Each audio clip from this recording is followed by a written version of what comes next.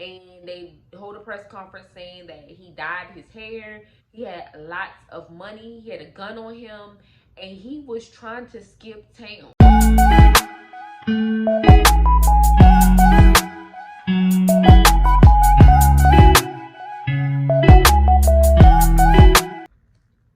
Hello everyone, and welcome back to the channel. Today I got another story time, you guys, and do not mind me, I got a little tasty cake, but let's get started on this video.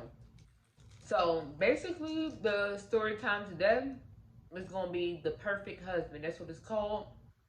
And I watched this on Tubi. And if I'm not mistaken, this is a true story about a woman named Lacey and a guy named Scott. They were married. This how the story goes, they were a happy couple, like they were perfect, as everybody said. The neighbors, family members, like everybody called Scott and Lacey the perfect couple. And it starts off with Lacey being missing. So it's Christmas Eve, and Scott reports Lacey missing. So basically, Scott reports missing. Like detectives, family members, friends, everybody is outside of Scott's house because they gonna find Lacey. She's pregnant. It's Christmas Eve, and everybody just start searching. Lacey, this was her and Scott's first baby. People are getting paranoid. They're getting scared. Now, Scott tells the story that he decided to go fishing. And when he saw Lacey, she was going to walk the dog. So he didn't think nothing of it. This is what Lacey usually do, is walk the dog. And so he left. He left with his fishing equipment and everything. So he stated when he got back to the house that the dog was in the house, and it looked like Lacey hadn't been up or anything, or even been out for that matter. So that is what his story was to the cops. So now everybody is on this massive search for Lacey, and she's pregnant. And Scott parents live out of town, and so they were on their way there. But meanwhile, Lacey's family was there and helping Scott, and they had so much trust and faith in Scott. I mean, everybody loves Scott. Lacey's mother, brothers, sisters, friends, everybody said that Scott was the perfect husband to Lacey. They were excited and happy when Lacey met him, and she was happy. So nobody expected Scott. But there was a person that suspected him. And we all know a lot of times when a wife gone missing, the first people, or a girlfriend or something, the first person that is suspect before they are ruled out is the husband, the boyfriend, the significant other. So basically, in the detective's eyes, Scott was guilty until proven innocent. So of course they kept on questioning Scott. Now, Scott parents finally arrived, and they started searching for Lacey too. And they had so many good things to say about Lacey. The mother was even in tears. Like, they were, everybody, the whole community was shocked that Lacey was missing. Now, an older woman stated she did see Lacey walking her dog that morning. So somebody was witness to them seeing Lacey that morning, but there was no witnesses that Scott was fishing. Like, nobody could come forward saying they seen Scott fishing at all. So of course the detectives are like, something is fishy. Like, no. But of course, everybody was giving these great comments and compliments to Lacey and Scott's marriage, which, like, nobody would suspect him. So everything just kept going along the way. Scott was like even leaving town to like post missing flyers, like different places. Now, Scott had a job where he was frequently going out of town. He will always go out of town, so it's nothing normal or unusual. He just kept on working because Scott said that he didn't know what to do. Like, he didn't know whether to like cry. Like, he was still in shock that his wife was missing, pregnant with his son. So, like Scott just kept going, like posting flyers and everything. Families were starting to question Scott because he was still working, like her sisters, her best friend, everybody. Now, she had this one friend, you guys, that stated like just remembering because it started getting like days, the days, Christmas done passed and everything. So she was like sitting there crying, and it was her sister, and she stated that Lacey and Scott came to the hair salon and she cut Scott hair, and Lacey was just happy. She was excited, like she had this big smile on her face, like nothing was wrong. Like she was living a happy life and she was ready to have her baby, and her and Scott was just going to be happy. I mean, she was glowing, and Scott was happy, and everybody was just so happy. So she was just remembering, trying to remember Lacey, how she was. So she told that to the other sister, and of course, like the other sister already had concerns about Scott. She like, something not adding up. Now Scott talking about he want to sell a house, and like that stuff ain't adding up. But the friends and sisters and stuff was like, maybe he just don't want to like Lacey to come back to that house, because again, everybody still had faith that Lacey was still alive. It wasn't proven that she wasn't. They haven't found her body. Like, everybody thought she was still alive, or was thinking she was still alive, and she was abducted.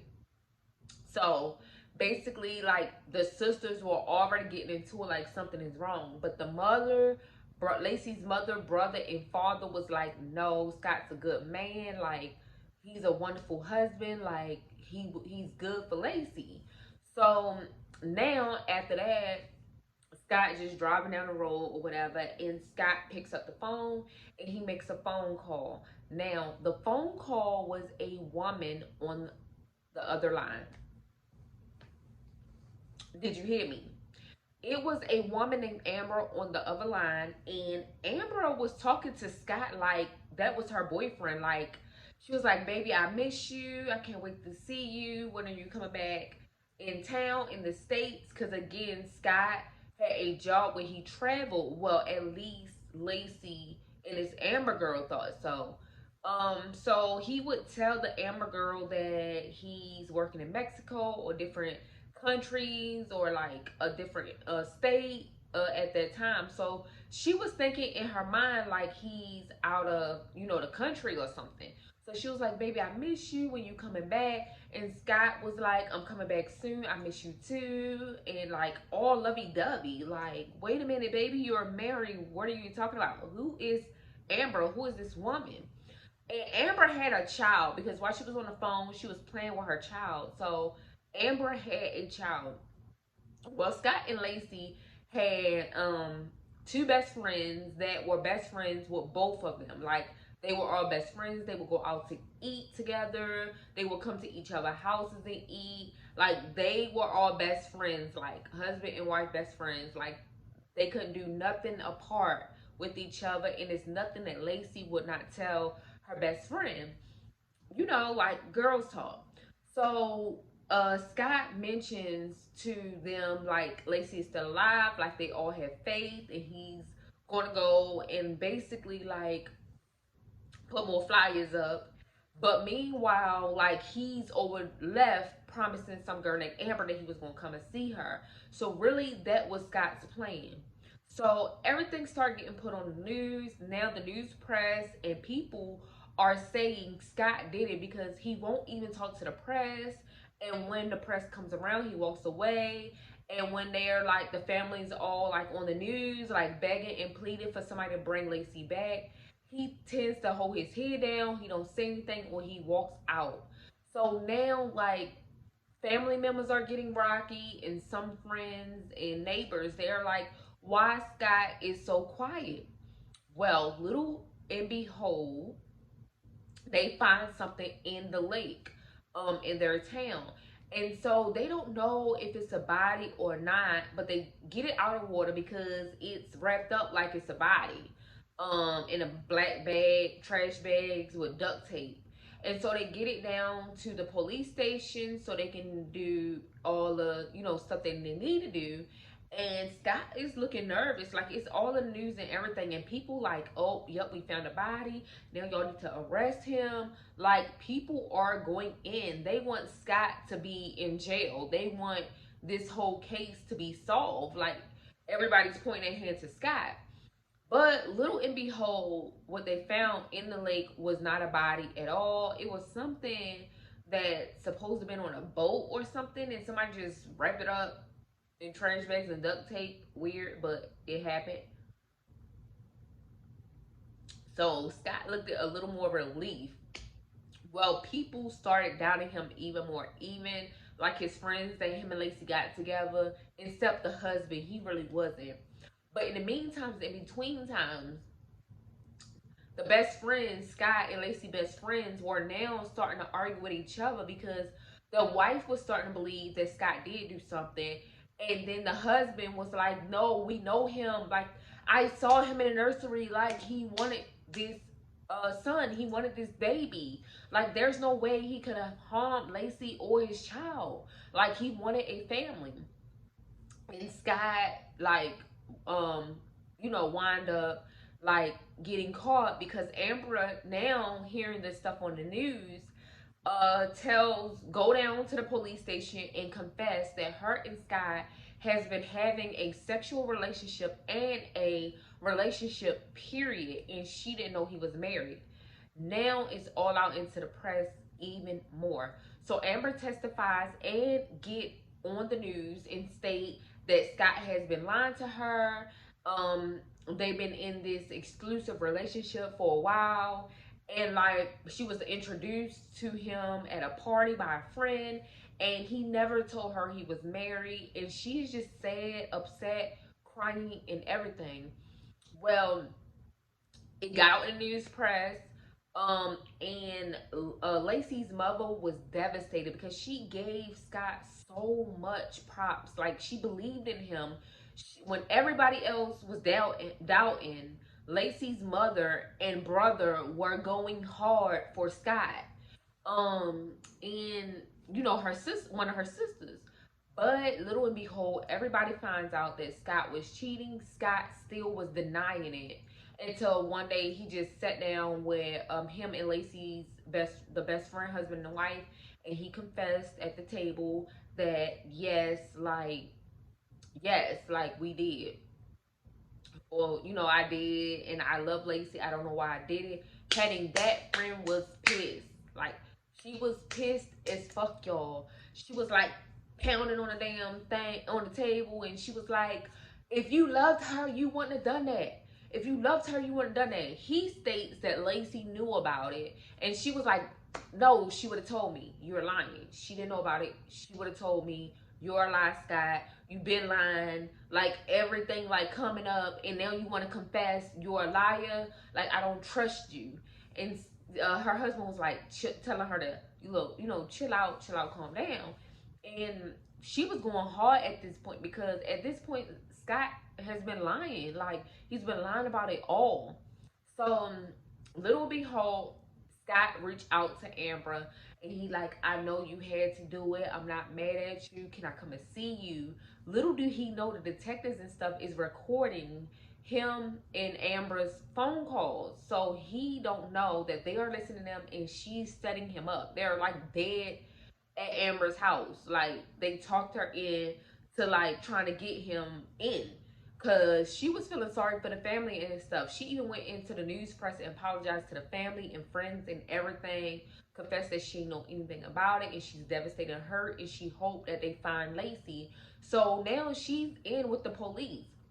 Scott tells her he want to come and see her, and she's like, "No, Scott, you know they're watching you. Like you're gonna look guilty if you do that. Like don't do that if you're not guilty. Like cooperate with them, testify. Like at least tell me where she at so the family can have closure. Like Scott, don't do this." And he was desperately trying to do this. But little did Scott know is when they took his vehicles to like test it out and get the dogs to sniff, they put like a tracking device up under his truck with court order. So Scott was driving to go see Ambra and they knew his whole whereabouts. Like one of the detectives was like, "We not gonna let him get near Ambra, like send police," and they was on it. By the time Scott got there, it was police in front of her building. So he turned around. Scott was so furious, y'all.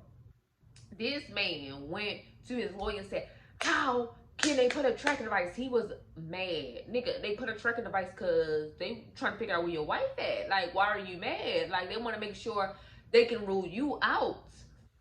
The best friend was so mad, y'all, to the point where he goes to the police station and say, "Why y'all still saying Scott is like the killer?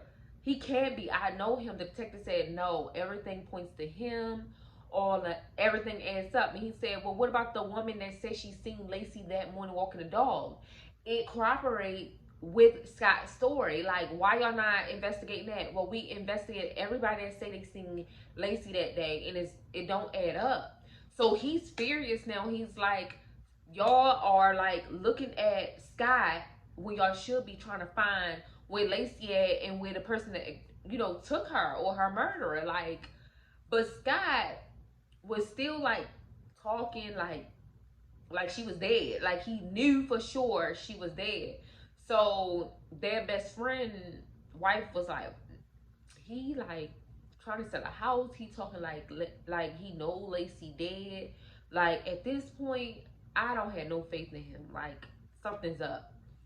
And the sisters now feel it. The mother, the father, the brother even like went to the news press and said how nobody's no longer like sticking with Scott on his stories because he have lied so much and he's refusing to talk to the family. Like Scott just started separating himself from everybody. But little and behold, the lawyer told Scott that it's nothing he can do because the tracking devices were a court order. So at this point, he was like pissed. So Scott wound up going home. He wound up getting his money and stuff together, packing some bags and stuff. And basically, by this time, they had done found Lacey, a body of a baby and a woman, down at the lake, but they were buried. They were buried in like graves. Like a dog wound up finding the baby first, and then maybe like a day later they found a woman. And so now they were waiting for forensics to come back. So of course Scott packing all his shit, like getting his stuff together. That nigga said, "Oh no, oh no. They found the motherfucking body. Let me pack my damn shit. Let me get my damn shit. Let me get my money and let me go." So he wound up, after he found out that now they found the bodies in like forensics, they waiting on forensics. He go past him and Lacey's best friend's house, and the wife is in the yard playing with the child, and he tells her, asks her where her husband, and she like, "I don't know, he's gone." Like with it, like, "I don't know, he's gone. Why?" And he like, "I just want to let y'all know that it will be a while if I see y'all again, and I'm just about to go out of town for a while until everything just calmed down. Like everybody think it's me." And she was like, "It is." Like basically, she was like, "What? So what, nigga? We don't care. Like you did it. It is what? Like what? Go turn yourself in while you running." And she was like, he was like, "You would do the same as me, or what would you do?" And she was like, "I wouldn't run unless I was guilty." Period, sis. Tell him. Periods. Why are you running? "I wouldn't run unless I was guilty." And Scott was salty, y'all. But she was trying to get him as salty as possible. And he was salty and she turned around and walked her butt in the house. Basically, point blank period, she want her motherfucking friend Scott. So Scott leaves and forensics came back, and little behold, it was Lacey and their unborn child. and they were saying that it took so long because they couldn't like detect her dental records with it or whatever, so they had to do other things. And come to find out, like neighbors and stuff was saying they didn't have the head, so that's what took them so long identifying both bodies as one together and identifying it as being Lacey's body. So had they put out all kinds of stuff on Scott, baby, by this time Scott was no longer in town. But they put it all over. I mean, FBI, everything was on it. Mexico, all that stuff, because they knew that Scott was going out of town a lot for a job that he was actually telling Lacey, her family, Ambra, like everybody in the world thought. Because I didn't even see him really working. So did he even have a job? Like, what was he doing? Was he could have been kidnapping folks and them selling them? Like, I don't know. Like, bruh, I didn't even see that man with a job at all. So they put out like worldwide FBI, all that stuff on Scott. Little and behold, they saw Scott trying to skip town. He had done put a beard, created a beard, dyed his hair like a blonde color or whatever, like an orangish blonde color or whatever. And he forgot that they had a tracking device on his other vehicle, so he was in that vehicle.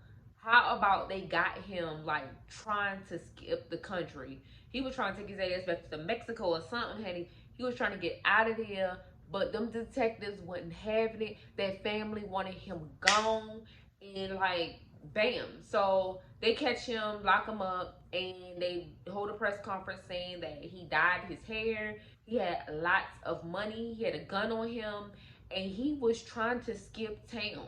But little behold, they got him back in town, and they arrested that bastard for killing his wife, and that's what he get. He killed his son. Like, how can you brutally do that? And all of these folks thought he was just a perfect husband, but little do they know he was trying to kill his wife to be with a whole mistress that didn't even know he was married. Like, people can be so motherfucking grimy. They could be so evil. Like, just leave her. Just divorce her. Just separate. Like, why the fuck did you have to kill her? Like, people know if they get married and they go through a divorce, they could lose a lot of stuff. So, if that's your fear, why even put a ring or get married to somebody? Let them live. Let them live. Divorce them. Lose whatever you have to lose. You chose to marry that person. Like, that shit is scary. But Scott got life and something else. But you guys, this movie is on Tubi, and I think it's a true story. It's called the Lacey Robertson's case or something like that. But it's called The Perfect Husband on Tubi. Y'all go watch. And I hope y'all enjoyed this story time. Don't forget to like, comment, and definitely subscribe. And have a blessed day.